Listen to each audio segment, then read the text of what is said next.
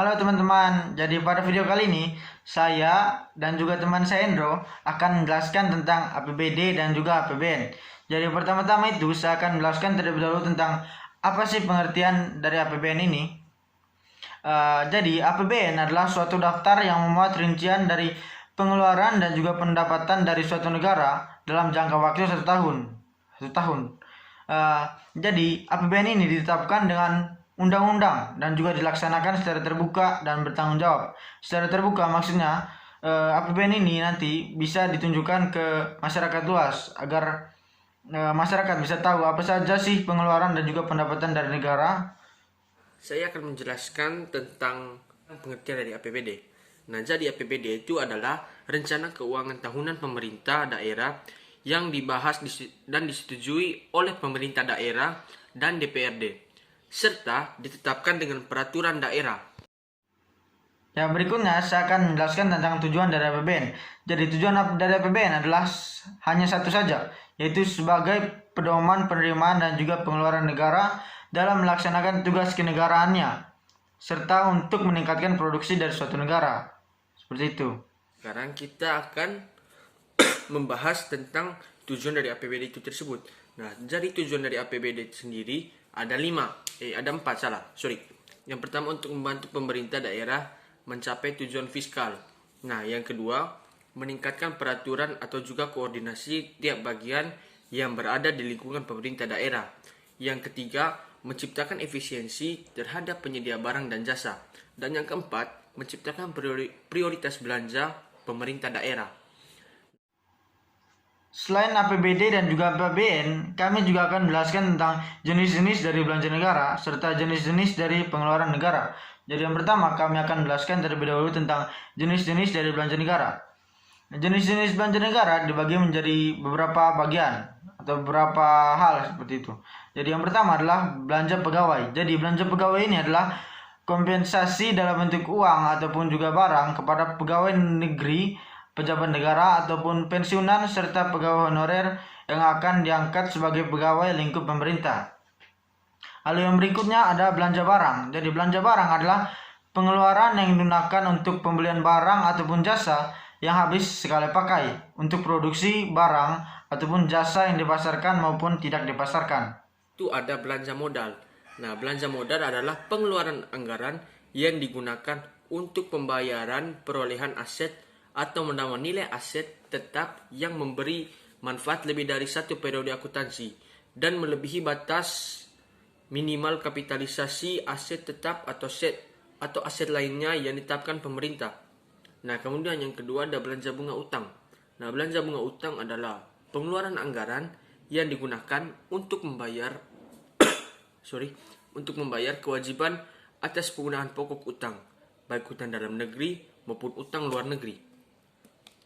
Nah, kemudian ada yang ketiga itu ada belanja subsidi. Nah, belanja subsidi adalah alokasi anggaran yang diberikan kepada perusahaan untuk memproduksi, menjual, mengekspor, atau mengimpor barang dan jasa yang memenuhi hajat hidup orang banyak sedemikian rupa, sehingga harga jualnya dapat dijangkau masyarakat. Nah, kemudian ada belanja hibah. Nah, belanja hibah adalah pengeluaran pemerintah dalam bentuk transfer uang atau barang kepada pemerintahan negara lain maksudnya, kemudian organisasi internasional, BUMN, BUMD, dan pemerintah daerah. Berikutnya adalah belanja bantuan. Jadi belanja bantuan adalah transfer uang atau barang yang diberikan kepada masyarakat guna untuk melindungi masyarakat dari kemungkinan terjadinya risiko sosial. Seperti itu. Lalu yang berikutnya adalah belanja lain-lainnya, yaitu adalah belanja atau pengeluaran yang digunakan untuk pembayaran atas kewajiban pemerintah yang tidak masuk dalam kategori belanja pegawai, belanja barang, belanja modal, belanja bunga utang, belanja subsidi, belanja hibah, dan juga belanja bantuan sosial. Seperti itu. Nah, teman-teman, sekarang kita akan membahas tentang sumber penerimaan negara. Nah, jadi sumber penerimaan negara itu ada, yang pertama itu adalah pajak. Nah, pajak terbagi dalam 7 sektor, yaitu pajak penghasilan, pajak pertambahan nilai, pajak penjualan atas barang mewah, kemudian pajak bumi dan bangunan, pajak ekspor, pajak perdagangan internasional, serta bea masuk dan cukai. Pendapatan berikutnya adalah pendapatan negara non pajak. Jadi pendapatan negara non pajak adalah sumber pendapatan negara dari keuntungan yang diambil dari badan usaha milik negara atau BUMN, pengelolaan sumber daya alam, pinjaman, barang sitaan, dan juga percetakan uang atau sumbangan. Lalu yang berikutnya adalah hibah. Hibah merupakan pemberian yang diberikan kepada pemerintah tapi bukan bersifat pinjaman. Berikutnya adalah mekanisme dari penyusunan APBN. Jadi yang pertama adalah penyusunan RAPBN atau Rancangan Anggaran Pendapatan dan Belanja Nasional oleh lembaga-lembaga terkait berdasarkan hasil analisis dari asumsi-asumsi makroekonomi. Jadi pihak yang merancang RAPBN ini mereka akan menganalisis atau mengasumsikan apa saja yang akan terjadi pada tahun ini. Lalu mereka buatlah daftar-daftar dari bahan-bahan atau hal-hal yang perlu dibeli ataupun diterima pada tahun ini. Itu yang dimaksud dengan asumsi-asumsi makroekonomi.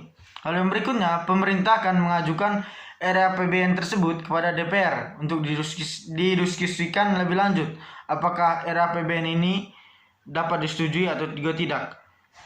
Hal yang berikutnya, jika DPR menyetujui dari RAPBN tersebut, maka DPR akan mengesahkannya menjadi APBN. Tapi jika DPR menolak RAPBN tersebut, maka pemerintah harus mengenakan bukan RAPBN, tapi APBN tahun sebelumnya. Seperti itu. Oke teman-teman, sekarang kita akan membahas tentang mekanisme penyusunan APBD. Atau bagaimana sih cara penyusunan APBD sehingga bisa menjadi sebuah APBD bagi suatu daerah. Nah, jadi yang pertama, pemerintah daerah akan menyusun RAPD atau Rancangan Anggaran Pendapatan dan Belanja Daerah.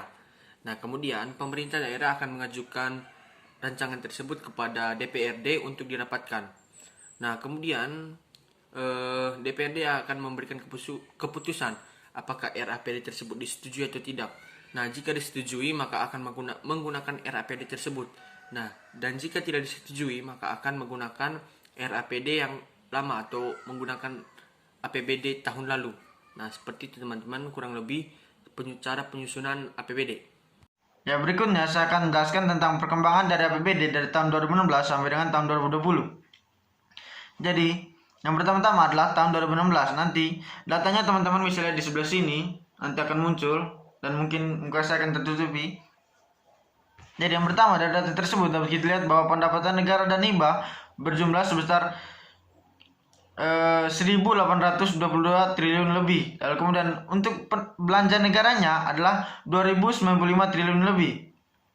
Mana di sini dapat kita lihat bahwa pendapatan negara dan hibahnya lebih kecil dibandingkan dengan dibandingkan dengan belanja negaranya yang menghasilkan defisit dari anggaran yang mencapai 273 triliun lebih.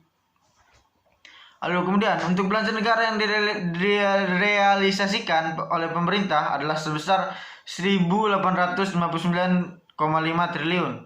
Di mana di situ adalah realisasi tersebut adalah 89,3% dari target APBN tahun 2016 yaitu sebesar 2.095, sekian triliun. Itu.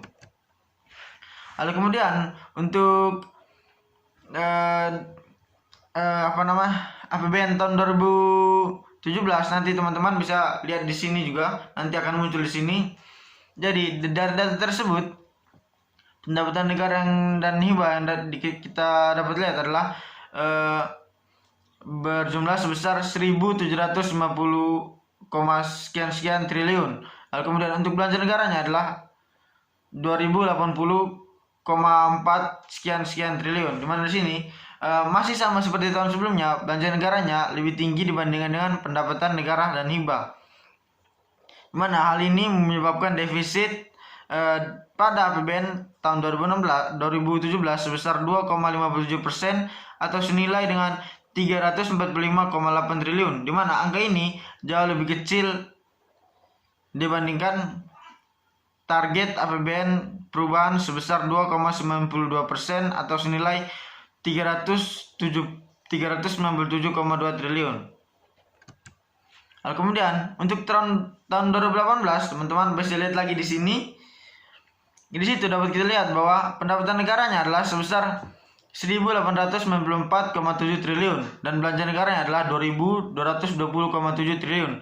Memang dapat kita lihat di sini bahwa belanja negara, pendapatan negaranya masih lebih kecil dibandingkan dari belanja negaranya. Mana di sini menyebabkan defisit anggaran terhadap produk domestik bruto sebesar 2,19%. Mana di sini jumlah dari kerugian adalah 325,9 triliun.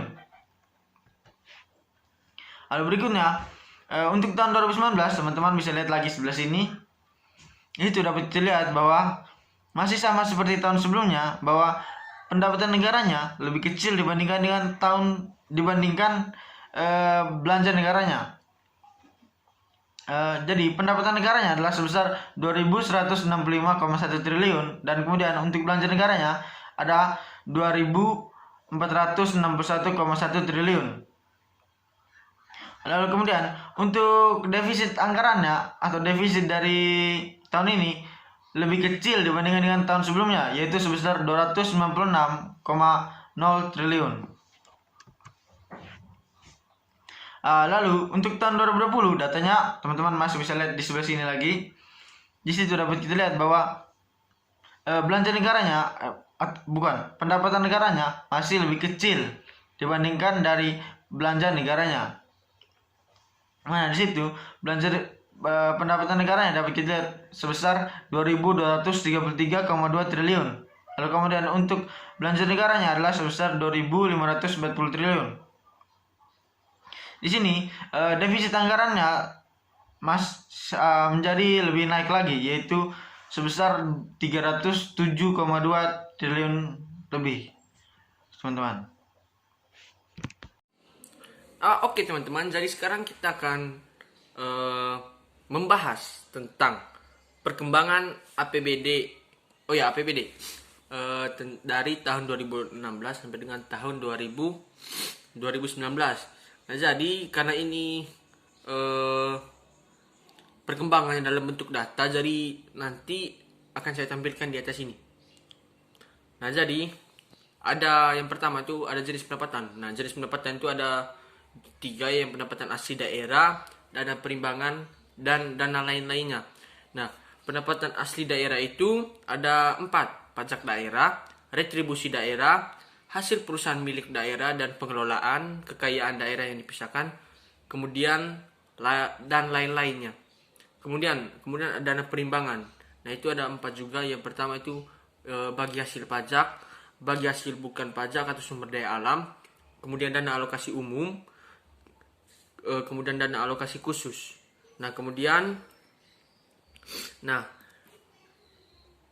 ini totalnya itu semua nanti ada di data sini nanti. Kemudian untuk grafiknya juga teman-teman nanti bisa lihat perkembangannya untuk tahun 2016. Nah, kemudian ada jenis belanja yang berikutnya, ada belanja tidak langsung. Nah, belanja tidak langsung ini ada 8, yang belanja pegawai, belanja bunga, belanja subsidi, belanja hibah, bantuan sosial, belanja bagi hasil, belanja bantuan keuangan, kemudian pengeluaran tidak terduga. Nah, kemudian ada belanja langsung. Nah, belanja langsung ini dibagi menjadi 3, belanja pegawai, belanja barang dan jasa, dan belanja modal. Nah, kemudian untuk target pendapatan sendiri untuk tahun 2020 itu ada 1.239 triliun 751 miliar 51.417 rupiah. Nah, dan kemudian realisasi pendapatannya itu sebesar 1.056 triliun 18 miliar 536.350.774 rupiah. Nah, kemudian untuk target belanjanya adalah 1.300 triliun 354 miliar 245.870.073 rupiah. Kemudian untuk realisasi belanjanya itu sebesar 1042 triliun 441 miliar 658 juta 286.299 rupiah. Nah teman-teman, sekian presentasi dari saya bersama teman saya. Terima kasih sudah menyaksikan vlog ini, meskipun vlog ini banyak cacatnya, tapi terima kasih.